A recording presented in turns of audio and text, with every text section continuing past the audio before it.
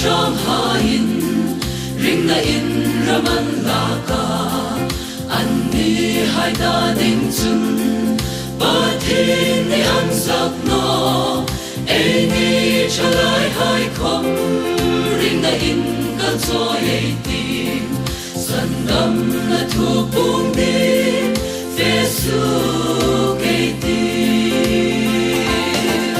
kalvari mai chama elan pati sen alu ei na ding anno ei dam na ani lem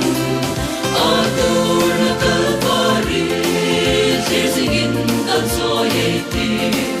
ram lak ding ala dam fesu ke ti Krista mangai na in ei ramaro resila sa po na leung na sira pulang rolin kovel moi la hai chu te glowel an lo ni si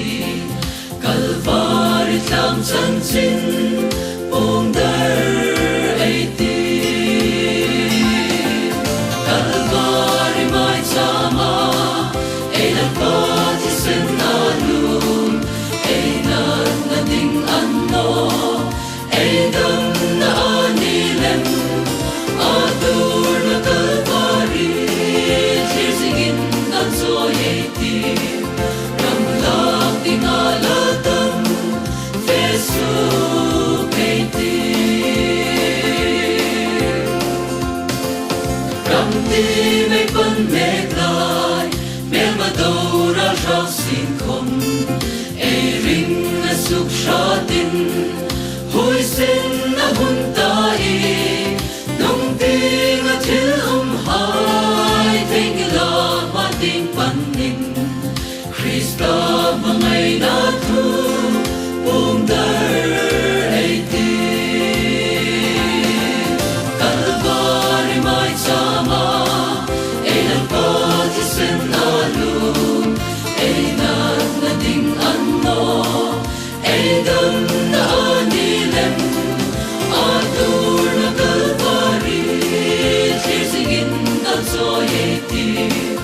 ram lak ding ala dam fesu ke ti kalvari mai chama ei lan pati sen alum ei na ding anno ei dam na ani lem atur na kalvari singin kal so ei ti ram lak ding ala dam fesu ke ti